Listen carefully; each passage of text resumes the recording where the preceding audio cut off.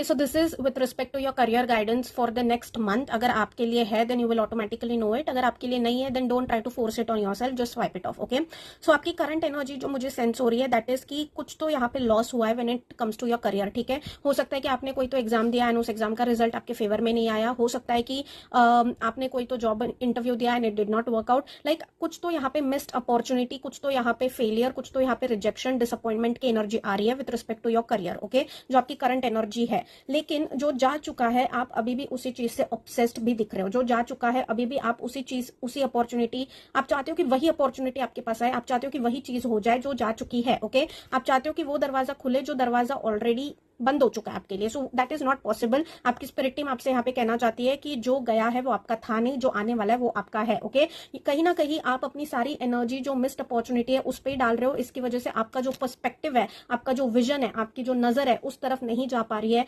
जो जेन्युइनली आपके लिए करियर के लिए अच्छा साबित हो सकता है. ओके, आपको कोई तो आइडिया आया है, कुछ तो यहाँ पे हुआ है, but because that idea was not aligning with your future plan or because it was not aligning with your plan for the career, आप उस आइडिया को इग्नोर कर रहे हो, देख ही नहीं रहे हो उसकी तरफ. उस आइडिया को आप बस लॉक करके बैठ गए हो. You are just not looking towards that idea. लेकिन आपकी स्पिरिट टीम कहना चाहती है कि जो मिस्ड अपॉर्चुनिटी है उसकी तरफ देखने से बेटर है, उस पर एनर्जी वेस्ट करने से बेटर है कि आप अपनी एनर्जी पर्सपेक्टिव उस जगह पे दो जो ऑलरेडी आपको आया है. Because that idea or something that is going to be coming in the upcoming month or in the upcoming few days is actually going to be a game changer. हो सकता है कि आपके जो प्रीवियस प्लान्स थे career को लेके उसके साथ ये आइडिया अलाइन ना हो, लेकिन वो जो आपके चॉइसेस थे, जो आपका प्लान था उससे भी बेटर यूनिवर्स का प्लान है फॉर यू. सो आपको बस अपना पर्सपेक्टिव चेंज करने की जरूरत है, शिफ्ट करने की जरूरत है. जो ऑलरेडी मिस्ड अपॉर्चुनिटी है, जो ऑलरेडी लॉस हो चुका है, जिस एरिया में ऑलरेडी फेलियर हो चुका है उसी पे आप स्टक मत रहिए. ठीक है, अपना पर्सपेक्टिव शिफ्ट करिए. एक जिद्दी बच्चे की एनर्जी से थोड़ा सा स्टेबल हो जाइए, काम हो जाइए. बिकॉज